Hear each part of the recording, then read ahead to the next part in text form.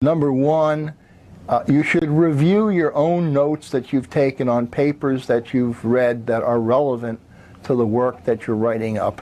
And you should renew your literature search. This is very important to have this done before you start writing your paper. The second preliminary issue is very important, and it goes back to high school, and that is you need to determine who your audience is. I'm sure you were taught this way back when. And this is important in writing up a research paper. You need to know what the purpose of the paper is. Is it a research paper? Is it a review paper? Is it a tutorial paper? What journal is it intended for? Are the primary readers of the paper going to be undergraduates or researchers? But as always, with any paper, the real primary reader is the reviewer.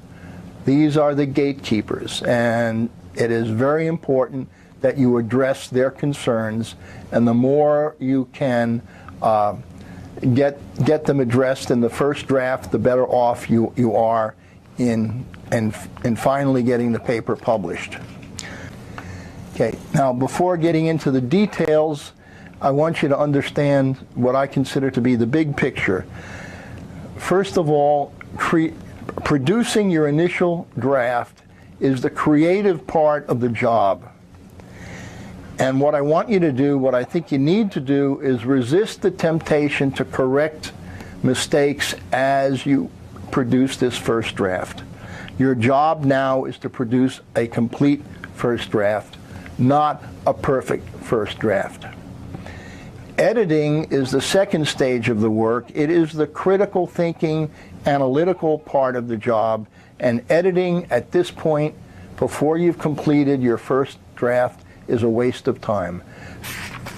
Okay, so over the years, I've developed an algorithm, and I've talked to a number of my colleagues, and many of them use the same algorithm. And it runs roughly as follows. Number one, just get started. Don't procrastinate. Get something down on paper. Number two, you need to work from an outline. The reason an outline is important is you may not finish the paper in one sitting. And if you've got an outline, you can pick the work up back where you finished before. You're not going to have to read it over. You're going to know where to begin. The third part of this is that the outline is easy to do. So it's actually fun to write an outline. Before you have a paper to write in your head, you've got your data. You've got your tables of data, you've got your figures. Take those and put them in order. Arrange them in some logical sequence, much like you might arrange them for a talk. And that list of paper, that list of figures and tables in order is really the outline for the paper.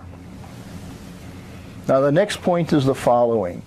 Do not write the introduction to the paper at this time.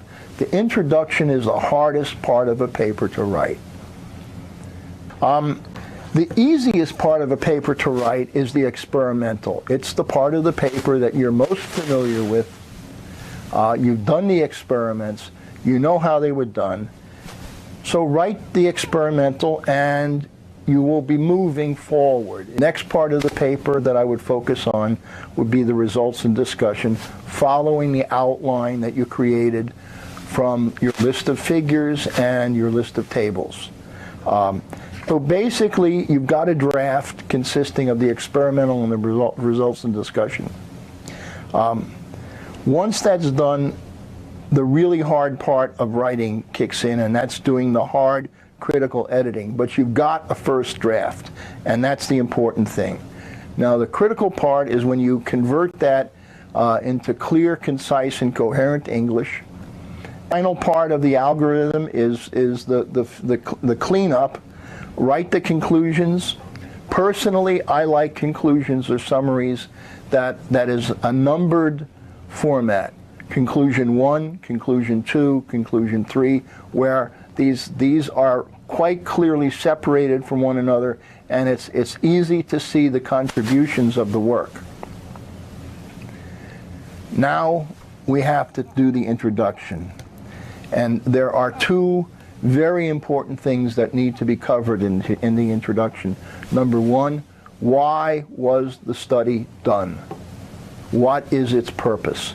Number two, you've got to collect the relevant, essential background information and put that together in the introduction. You need to be able to give the readers a sufficient background to understand what you did.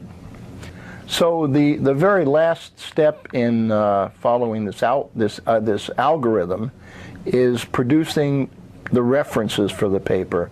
Actually, I think it's a good idea for you to write some notes as you go through the first draft of the manuscript, indicating what references might be needed, what they would be about. But when the manuscript is just about finished, you need to get the exact references so that the reviewers and the readers can really find the information without trouble. It's extremely annoying to reviewers and readers when these are not done properly.